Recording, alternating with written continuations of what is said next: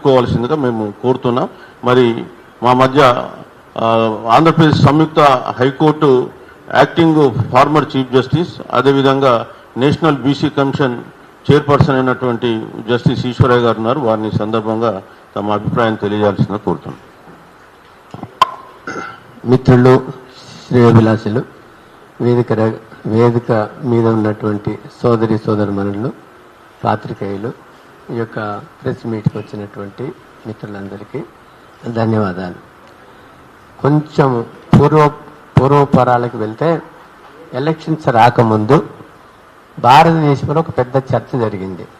కులగణన జరగాల, ఎవరింతో వారికంతా వాటా ఇవ్వాలనేది ఒక పెద్ద ఆలోచన బీసీలలో ఉంది. నేను chairman backward classes commission New Delhi ఒక యూనియన్ క్యాబినెట్ మినిస్టర్ హోదాలో రికమెండ్ చేసినాను కులగణన చేయాలని. నేషనల్ కమిషన్కు కాన్స్టిట్యూషన్ హోదా కల్పించాలని, ప్రైవేట్ సెక్టర్లో కల్పించాలని, పొలిటికల్ రిజర్వేషన్స్ కల్పించాలని ఎన్నో ఒక 12 రికమెండేషన్స్ చేశాను.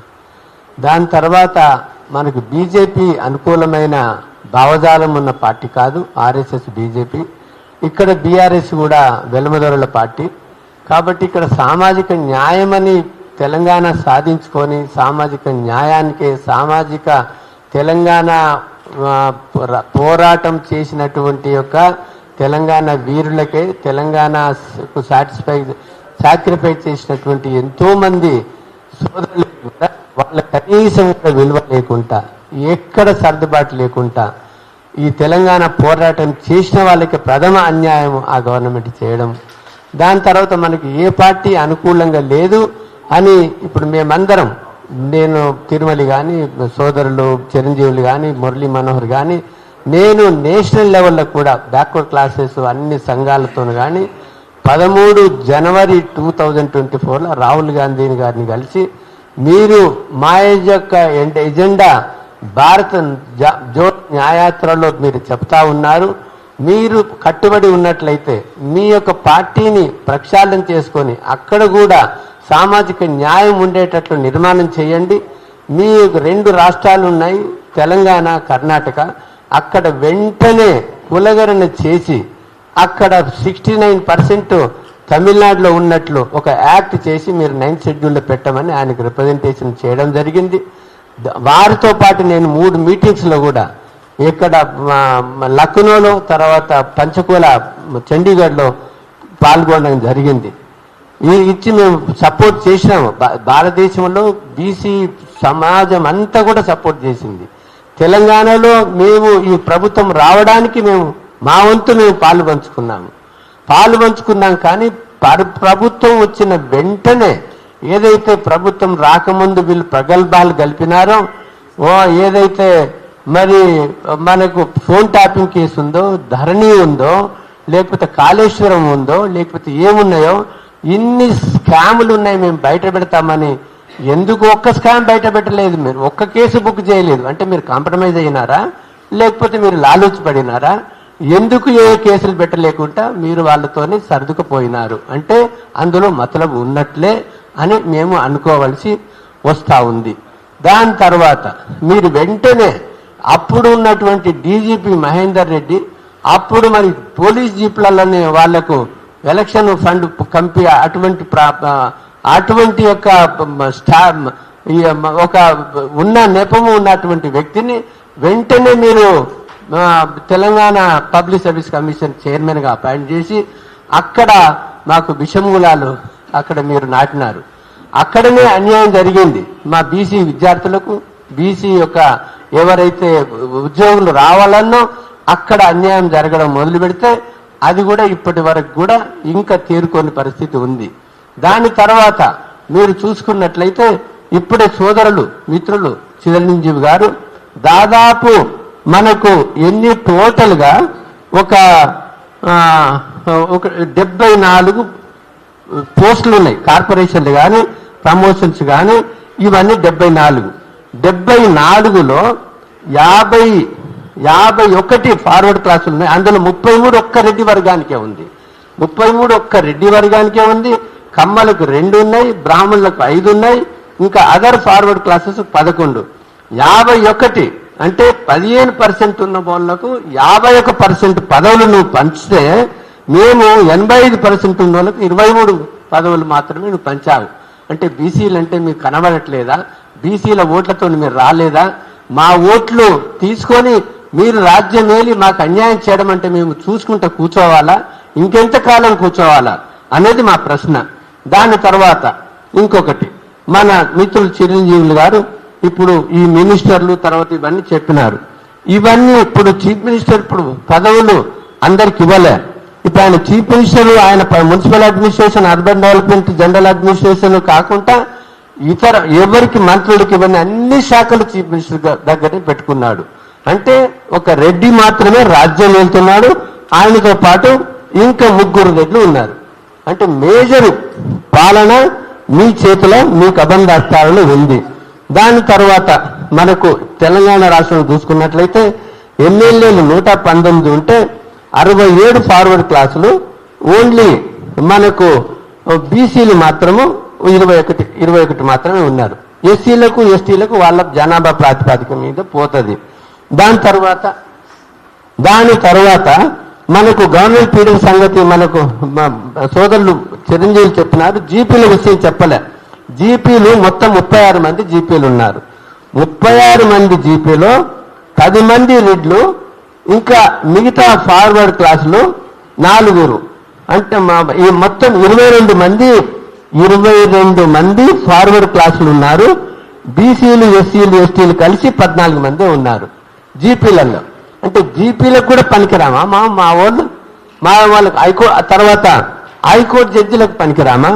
తర్వాత నేను తర్వాత ఇప్పుడే సోదరు ఏం చెప్పన్నారంటే, ఒక వ్యక్తి నా సోదరుడు, నాకు ఫ్రెండ్, అతను ఈ యొక్క రేరా అప్పలేట్ ట్రిబ్యునల్కి మొన్ననే జూన్ 2024లో అపాయింట్ అయినాడు జస్టిస్ రాజశేఖర్ రెడ్డి. ఆయనతో పాటు ఇంకొక జ్యుడిషియల్ మెంబర్ ప్రదీప్ కుమార్ రెడ్డి, ఇద్దరిని కూడా రేరా అప్పలేట్ ట్రిబ్యునల్కి వేసినారు. రేరా అప్పలేట్ ట్రిబ్యునల్కి ఇద్దరికి వేసి ఆయనకి ఇంకా 2 ఏళ్ల పదవి పైన ఉంది. పదవి ఉండంగానే మళ్ళీ ఆయనకు లోకాయుక్త పదవి మొన్న 11/4 నాడు ఇచ్చినారు. లోకాయుక్త పదవికి లోకల్ ఇచ్చినట్టయితే ఇంకా రెడ్లు తప్ప ఇంకెవరికి లేరా మీరు? ఇప్పుడు ఉన్న రెగ్యులేటరీ కమిషన్ చైర్మన్ రెడ్డే, తర్వాత హ్యూమన్ రైట్స్ కమిషన్ కానీ లోకాయుక్త కానీ ఒక్క బీసీ లేడు. పోనీ ఉపలోకాయుక్త ఒక ఎస్సీకి ఇచ్చినావు, సంతోషం. ఆ ఎస్సీ ఒక రిటైర్డ్ జడ్జి, అతని పేరేంది, BS Jagjivan Kumar, former district judge. District జడ్జిని ఉపలోకాయుక్తకి వేసినావు. ఉపలోకాయుక్తకి వేస్తే కనీసం ఒక లా సెక్రటరీ ఉంటాడు, చీఫ్ సెక్రటరీ ఉంటాడు, చీఫ్ మినిస్టర్ ఉంటాడు, చీఫ్ మినిస్టర్ ఆఫీసులు ఉంటుంది. జస్టిస్ ఎవరైనా సంబోధిస్తారా? ఒక ఉపలోకాయుక్తని జస్టిస్ బిఎస్ జగజీవన్ కుమార్ అని 3 సార్లు ఉల్లంఘించినారు. మీది ఈ జీవో మీరు తీసుకోండి. ఇంత తెలివితప్పిన తనము, ఇంత అసలు తలకాలేని అడ్మినిస్ట్రేషన్ నడుస్తుందంటే ఇది ఒక ఉదాహరణ. ఒక డిస్ట్రిక్ట్ జడ్జిని హైకోర్టు జస్టిస్ అనడము అసలు ఎంత హాస్యాస్పదమో మీరు తెలుసుకోవచ్చును. ఇప్పుడు మీరు చూసుకున్నట్లయితే ఎక్కడైనా ఒక డిస్ట్రిక్ట్ జడ్జిని జస్టిస్ అన్నారు. జస్టిస్ అంటే రాష్ట్రపతి కన్ఫర్ చేసినటువంటి టైటిల్. అది ఒక్కసారి హైకోర్టుకు కానీ సుప్రీంకోర్టు కానీ వెళితేనే జస్టిస్ అనే ఒక టైటిల్ ఇస్తాడు. చనిపోయిన తర్వాత కూడా justice so and so retired అంటారు, కానీ డిస్ట్రిక్ట్ జడ్జికి జస్టిస్ అన్నారు. సో ఆ రకంగా మన చీఫ్ మినిస్టర్ గారి ఆఫీసు పనిచేస్తూ ఉంటుంది. దాని తర్వాత మనకు చూసుకున్నట్లయితే ఇది నేను ఒక పెద్ద రీసెర్చ్ చేసినాను. మనం హైకోర్టు మన హైదరాబాద్ హైకోర్టు ఉన్నప్పుడు సంధి, ఉమ్మడి తెలుగు రాష్ట్రాల్లో ఉన్నప్పుడు సంధి, ఇప్పటి వరకు కూడా నేను ఒక రీసెర్చ్ చేసినాను. రీసెర్చ్ చేస్తే సుప్రీంకోర్టుకి మన రాష్ట్రం ఉభయ రాష్ట్రాలకు వెళ్ళి 16 మంది సుప్రీంకోర్టుకు ఎలివేట్ అయినారు. 16 మందిలో ఒక్క బ్యాక్వర్డ్ క్లాస్ లేడు, ఒక్కడే ఒక షెడ్యూల్ కాస్ట్. 16 మందిలో అందులో 7 రెడ్డిలు, 3 బ్రాహ్మణ్స్, 3 కమ్మలు, 2 బ్రాహ్మణ్స్, 2 క్షత్రియులు, ఒక ముస్లిం కమ్యూనిటీ. ఒక్క షెడ్యూల్ కాస్ట్ రామస్వామి గారు ఒక్కడే, ఒక్క బీసీ కూడా సుప్రీంకోర్టుకు 16 మందిలో ఒక్కడు వెళ్ళలే. తర్వాత మన దగ్గర హైకోర్టు చీఫ్ జస్టిస్ 45 మంది, అన్న ఆ పేర్లతో సహా కులంతో పాటు నేను ఇస్తా మొత్తం డాటా, ఎవరైనా క్వశ్చన్ చేస్తే అది ఉంది, మన మదర్ డాక్యుమెంట్ కూడా ఉంది. 45 మంది చీఫ్ జస్టిస్లు ఉంటే అందులో ముగ్గురు మాత్రమే బ్యాక్వర్డ్ క్లాసెస్. ముగ్గురు బ్యాక్వర్డ్ క్లాసెస్ కాదు, ఒక్కరే తెలంగాణకి వెళ్ళి, ఒక్కరేమో కేరళకి వెళ్ళి, ఒక్కరేమో వేరే తమిళనాడుకి వెళ్ళి. తెలంగాణకి వెళ్ళి ఒక్క బ్యాక్వర్డ్ క్లాసే ఈ 45 మంది చీఫ్ జస్టిస్లో. 16 మంది బ్రాహ్మణులు, 5 రెడ్లు, 5 బనియా కమ్యూనిటీ, 3 కాయస్థులు, 3 Kshatriya community, 2 Kamma community, 2 Muslim community, 2 Punjabis, 1 Mysore. ఈ రకంగా ఒకటి తెలంగాణకి వెళ్ళి అయినాడు. అంటే తెలంగాణ రాష్ట్రం గుడ్డుపోయిందా? తెలంగాణ రాష్ట్రంలో ఉన్నటువంటి బీసీలకు ఒక్కరిని కూడా ప్రధాన న్యాయమూర్తి రావద్దా? ఎందుకు ఈ కుతంత్రాలు? తర్వాత మనకు ఇప్పటి వరకు 2253 మంది జడ్జీలు అయినారు. ఇప్పటి వరకు 253 మంది జడ్జీలు. 253 మంది జడ్జీలలో ఇప్పటి వరకు ఏది 2022 వరకు నేను లెక్క తీసిన టోటల్గా రీసెర్చ్ చేసి, అందులో 66 బ్రాహ్మణ్స్, 44 రెడ్లు, 31 కమ్మాలు, 17 క్షత్రియులు, 15 ముస్లిం కమ్యూనిటీ, 13 కాపు కమ్యూనిటీ, 8 బనియా వైశ్యులు, 2 కాయస్థ, 2 నాయరు, 1 పట్నాయకు, 43 మంది మాత్రమే బీసీలు. ఎంత? 253 మందిలో ఓన్లీ 43 బీసీలు. అంటే 60% ఉన్న బీసీలు అందులో ఎంత పర్సెంటేజో మీరు తెలుసుకోవచ్చును. 10 షెడ్యూల్ కాస్టులు, 2 షెడ్యూల్ ట్రైబ్స్ మాత్రమే ఇప్పటి వరకు హైకోర్టు జడ్జిలు కాగలిగినారు. 2 మాత్రమే షెడ్యూల్ ట్రైబ్స్లు ఇన్ని సంవత్సరాలకి వెళ్ళి. అంటే 85% ఉన్న బీసీ ఎస్సీ ఎస్టీలకు 22% ప్రాతినిధ్యం ఉంది హైకోర్టు సుప్రీంకోర్టులో.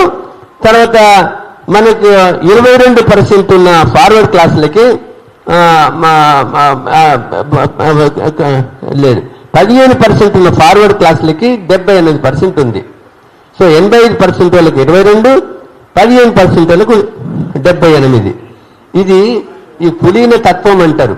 అంటే కుల పెత్తనం అని అంటాం కదా, ఒక కుల రాజ్యం ఇది, కుల గజ్జి. మనకు ఒక్కసారి ఎన్నికైన తర్వాత ప్రజాస్వామ్యం ఇది. It's a democratic country.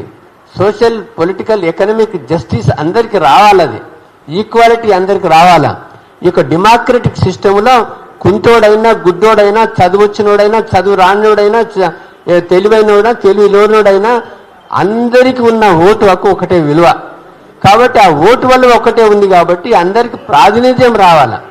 అప్పుడే దాన్ని ప్రజాస్వామ్యం అంటారు. కానీ ఇది రాచరిక రాజ్యంగా మరి ఏర్పడుతుంది.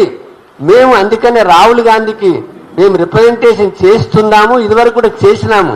కానీ హైకమాండ్ ఈయననే, రేవంత్ రెడ్డి, లేకపోతే కాంగ్రెస్ సుప్రీం కూడా ఈయననే.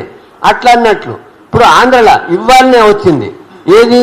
ఇప్పుడు ఒక రిటైర్డ్ జస్టిస్ శంకర్రావు రాష్ట్ర పోలీసు కంప్లైంట్ అథారిటీ చైర్మన్గా, ఈ యొక్క శివశంకర్ రావు బ్రాహ్మణు, ఆంధ్ర రీజను. తెలంగాణలో గొడ్డుపోయినరా? తెలంగాణ జడ్జిలు లేరా? ఎంతమంది రిటైర్డ్ జడ్జిలు ఉన్నారు? వీళ్ళందరూ లేనట్టు ఇవాళ నిన్ననే లోకాయుక్తకు రెడ్డికి ఇచ్చి మళ్ళీ ఇవాళ ఒక బ్రాహ్మణికి ఆంధ్రకెళ్ళి తీసుకొచ్చినావు. ఆంధ్రకెళ్ళి తీసుకొచ్చి ఇప్పుడు అంటే నీకు ఆంధ్రలో పెట్టుబడి పెట్టిందా? నీకు ఎలక్షన్ గెలవడానికి? లేకపోతే వేరే ఇంకెవరన్నా నీకు పెద్ద పూంజీపతులు వ్యాపారస్తులు పెట్టుబడి పెట్టిందా? వాళ్ళ మాట వింటున్నావా? నీ యొక్క హైకమాండ్ మాట వింటలేవా? మా ప్రజల మాట వింటలేవా? మేము సివిల్ సొసైటీ సభ్య సమాజము కండ్లు మూసుకొని కూర్చోడానికి సిద్ధంగా లేము. మేము ఖచ్చితంగా పోరాడతాము. నిన్ను మారమని అంటలేము, నిన్ను రూల్ చేయమని అంటలేము. నువ్వు అన్ని గొప్పలు చెప్పుకుంటున్నావు. అసలు నీతోని కాంగ్రెస్ యొక్క పరువు మొత్తం సగానికి దిగజారిపోయింది. నువ్వు ఉంటే మాత్రం ఇక్కడ పుట్టగతులు ఉండవు. కాబట్టి నువ్వు మారాలే. ఈయన మారేటట్లు హైకమాండ్ మనకు మరి ఆదేశాలు ఇవ్వాలని మేము ఈరోజు ప్రత్యేకమైన ఈ యొక్క ప్రెస్ మీట్ చేయడం జరిగింది. మీరైన ప్రశ్నలు వేస్తే ఈ సమాధానాలు మేము చెప్పడానికి సిద్ధంగా ఉన్నాం. నమస్కారం. థ్యాంక్ యూ అండి. ఇప్పుడు ఒక్క నిమిషం మన కోచింగ్ సెంటర్ నడుపుతున్నటువంటి అశోక్ వారు మాట్లాడతారు. ఇప్పటి వరకు బీసీ ఇంటలెక్చువల్ ఫోరం నుంచి వారు మళ్ళీ మాట్లాడతారు. ఇప్పటి వరకు జస్టిస్ ఈశ్వరయ్య గారు కానీ అదేవిధంగా ప్రొఫెసర్ తిరుమలి గారు చాలా విషయాలు చెప్పారు. తర్వాత 42% రిజర్వేషన్స్ బిల్లులు పాస్ చేసేది గొప్పతనం రేవంత్ రెడ్డిది కాదు, సివిల్ సొసైటీది, బీసీ సంఘాలది, బీసీ సమాజాలది. మేము ఒత్తిడి తెచ్చినందువల్ల అంత చిత్తశుద్ధి లేదు. ఒక 1 year వరకు నువ్వు ఆ ఊసెత్తలేదు. మేము ప్రెషర్ పెంచితే నువ్వు ఆ ఊసెత్తి, అది కూడా ఎందుకు ఆ రిపోర్టు ఇప్పుడు ఎందుకు బయట పెట్టావు? అది బయట పెట్టి అఖిలపక్షాన్ని పిలిచి, ఫర్ ఎగ్జాంపుల్ తమిళనాడులో వీళ్ళు 9th షెడ్యూల్ పెట్టుకోవడానికి 2 సార్లు అఖిలపక్షాలను పెట్టి, బిల్లు పాస్ అయినాక అఖిలపక్షాలను పెట్టి, కేంద్ర ప్రభుత్వం మీద ఒత్తిడి తేవడానికి, ప్రధానమంత్రి కలవడానికి అందరు అఖిలపక్షం కలిపి పోదామని మన పక్క రాష్ట్రంలో 1993లో వాళ్ళు రిజల్యూషన్స్ పాస్ చేసుకున్నారు. ఎందుకు నువ్వు వేరే అపోజిషన్ పార్టీలను, వేరే పార్టీలను కలుపుకొని పోతలేవు? ఎందుకు ఒంటెద్దు పోతున్నావు? అంటే ఒక్కరే అంటే నీకు నీ మంత్రులు చెప్తే కూడా వినవా? లేకపోతే నీకైనా సరైన సలహా, నీకు చీఫ్ మినిస్టర్ ఆఫీసర్ ఒక్క బీసీ లేడు అంటే నీకు సలహాలు ఇస్తోళ్ళు ఎవరు? ఎవరి ఆదేశాల మీద నువ్వు నడుస్తున్నావు మాకు అర్థం అవుతలేదు. Thank you sir. వారు చాలా విషయాలు మన జస్టిస్ ఈశ్వరయ్య గారు అదేవిధంగా ప్రొఫెసర్ తిరుమలి గారు చెప్పడం జరిగింది. మరి రాష్ట్రంలో బీసీలకు, దళితులకు, ఆదివాసీలకు, మైనార్టీలకు ఎలాంటి న్యాయం జరుగుతుందనేటువంటి దానిపైన వారు స్పష్టంగా చెప్పారు. తిరుమలి గారు అయితే ఒక సోషల్ జస్టిస్ కమిషన్ పెట్టి మరి అందరికీ కూడా సామాజిక న్యాయం